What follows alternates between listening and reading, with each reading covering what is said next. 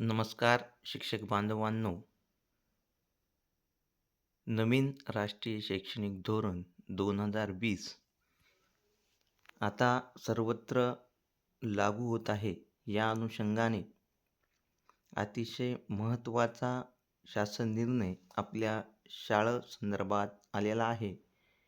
या शासन निर्णयानुसार आपल्याला शाळा गुणवत्ता व मूल्यांकन व आश्वासन आराखडा स्क्वॅप बाबतची माहिती यामध्ये दिलेली आहे.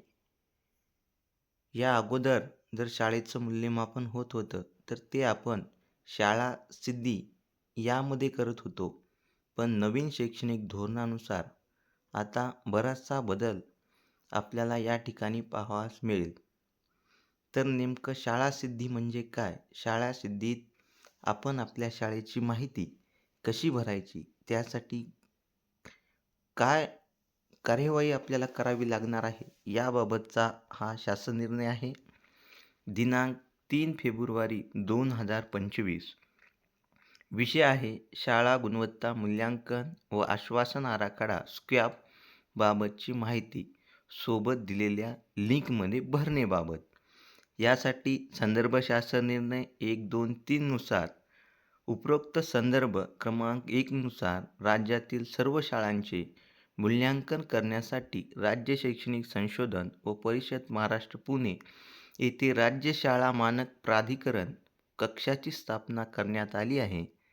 संदर्भ 2 नुसार राज्यातील सर्व माध्यमांच्या व सर्व व्यवस्थापनांच्या शाळांसाठी शाळा गुणवत्ता मूल्यांकन आश्वासन आराखडा स्क्वॅप निर्मिती करण्यात आली आहे. संदर्भ 3 नुसार सर्व माध्यमाच्या व सर्व व्यवस्थापनांच्या शाळेचे स्वयंमूल्यांकन करण्यासाठी राज्य शैक्षणिक व प्रशिक्षण परिषद पुणे यांच्या MAA.AC.in या वेबसाईटवरील स्क्वॅप या टॅबवर दिलेल्या लिंकनुसार या नावाने स्वयंमूल्यमापनाची लिंक उपलब्ध करून दिलेली आहे.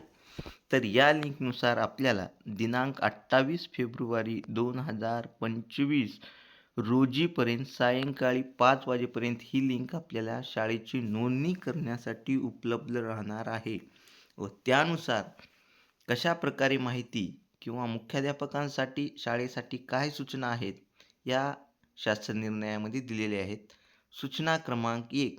सर्व माध्यमांच्या सर्व व्यवस्थापनांच्या शाळांसाठी विकसित करण्यात आलेल्या शाळा गुणवत्ता मूल्यांकन आणि आश्वासन आराखड्याची म्हणजे स्क्वॅप या प्रभावी अंमलबजावणी करण्याची जबाबदारी प्राचार्य, जिल्हा शिक्षण आणि प्रशिक्षण संस्था, शिक्षणाधिकारी प्राथमिक, शिक्षणाधिकारी माध्यमिक यांची असेल.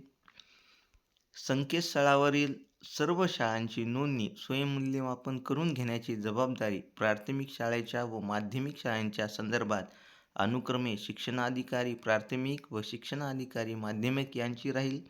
शाळांना मूल्यमापनासंदर्भात तसेच शाळा विकास आराखडा निर्मिती संदर्भात गरजेनुसार मार्गदर्शन करण्याची जबाबदारी प्राचार्य, जिल्हा शिक्षण आणि प्रशिक्षण संस्था यांची असेल.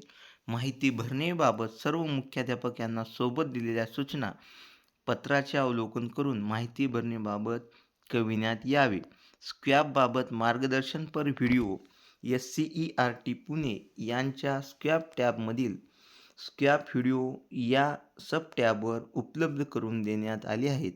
माहिती भरण्यापूर्वी सर्व मार्गदर्शनपर व्हिडिओ पाहण्यासाठी सूचित करावे. तर आपल्याला कशा प्रकारे माहिती भरायची आहे, त्यानुसार SCERT पुणे यांच्या वेबसाईटवर स्क्वॅप हा एक टॅब दिलेला आहे आणि त्यामध्ये स्क्वॅपबाबत काय काय आणि कशी कारवाई करायची याबाबत अतिशय सुलभपणे व्हिडिओ यामध्ये दिलेले आहेत. सर्व शाळेतील मुख्याध्यापकांनी या टॅबवर जाऊन त्या सर्व बाबी अचूकपणे पाहायच्या आहेत व त्यानुसार कारवाई करायची आहे. स्क्वॅपबाबत शासन निर्णय SCERT पुणे यांच्या स्क्वॅप टॅबमधील स्क्वॅप शासन निर्णय या सब टॅबवर उपलब्ध करून देण्यात आले आहेत. माहिती भरण्यापूर्वी सर्व शासन निर्णयाचे अवलोकन करण्याविषयी सूचित करावे. मूल्यांकनासंदर्भात काही तक्रारी असल्यास स्क्वॅप लिंक भरण्याबाबत काही तांत्रिक समस्या निर्माण झाल्यास पुढील प्रमाणे आपल्याला एक ईमेल आयडीवर शिक्षण अधिकारी प्राथमिक, माध्यमिक यांच्यामार्फत कळविण्यात यावे. जिल्ह्यातील सर्व शाळांचे स्वयंमूल्यमापन पूर्ण झाल्यानंतर बाह्य मूल्यांकन व त्रयस्थ संस्थेद्वारे मूल्यांकन केले जाणार आहे. तरी सर्व शाळांना स्वयंमूल्यांकन करताना वस्तुस्थितीदर्शक माहिती भरण्याबाबत कळविण्यात यावे. अवास्तव स्वयंमूल्यांकन होणार नाही याची खबरदारी संबंधित मुख्याध्यापक व शाळा व्यवस्थापन समिती, शाळा व्यवस्थापन व विकास समिती यांच्या घेण्याविषयी कळविण्यात यावे. स्वयंमूल्यमापनानंतर यथास्थित बाह्य मूल्यांकन व त्रयस्थ संस्थेद्वारे मूल्यांकन केले जाणार आहे. स्वयंमूल्यमापनानंतर यथास्थिती बाह्य मूल्यमापनात व त्रयस्थ पक्षाद्वारे केले जाणारे मूल्यांकनात 15% अधिक तफावत आढळल्यास संबंधित मुख्याध्यापकावर याबाबतची जबाबदारी निश्चित करण्यात यावी. अतिशय महत्त्वाची सूचना, शाळेने केलेलं स्वयंमूल्यमापन आणि बाह्य त्रयस्थ समिती ज्यावेळेस मूल्यमापन करायला येईल त्यामध्ये 15%च्या वर तफावत असू नये. अशी असेल तर याची जबाबदारी मुख्याध्यापकावर असेल. बाह्य मूल्यांकनानंतर ज्या मानकांमध्ये सुधारणा करण्याची गरज आहे अशा मानकांचा विकास आराखडा तयार करणे शाळांना बंधनकारक राहील. स्कॅब पोर्टलवर अपलोड करण्याबाबत सूचना प्राप्त होताच अपलोड करणे बंधनकारक राहील. बाह्य मूल्यांकनानंतर त्रयस्थ पक्षाद्वारे केले जाणारे मूल्यांकनानंतर मिळालेल्या श्रेणीचा शाळेच्या दर्शनी भागात व शाळेच्या लेटरहेडवर उल्लेख असावा. स्वयंमूल्यमापन, बाह्य मूल्यांकन, त्रयस्थ पक्षाद्वारे केले जाणारे मूल्यांकन करताना खालीलप्रमाणे स्तरनिहाय गुणदान करून संबंधित शाळेची श्रेणी निश्चित करण्यात येईल. तर श्रेणी निश्चित करताना आपल्याला गुणाची इथं विभागणी केलेली आहे. हा तक्ता सर्वांनी पाहून घ्यायचा आहे.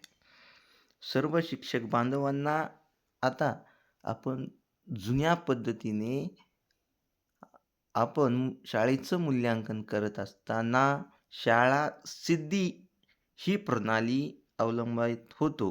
पण आता स्क्वॅब ही प्रणाली अवलंबत असताना आपल्याला आपल्या शाळेचे मूल्यांकन करताना काही बाबी पुराव्यासहित जोडावयाच्या आहेत. याबाबतचा किंवा या लिंकवर आपल्या शाळेची नोंदणी कशी करायची याबाबतचा व्हिडिओ लवकरच आपणाला देण्यात येईल. तरी व्हिडिओ आवडला असेल तर चॅनलला लाईक करा, सबस्क्राईब करा आणि आयकॉन या बटनवरती क्लिक करा. शाळा सिद्धी आणि स्कॅब यामध्ये बरेचसा बदल झालेला आहे. याबाबतचे अधिकचे व्हिडिओ लगेच आपल्या चॅनलवरती अपलोड करण्यात येतील. धन्यवाद.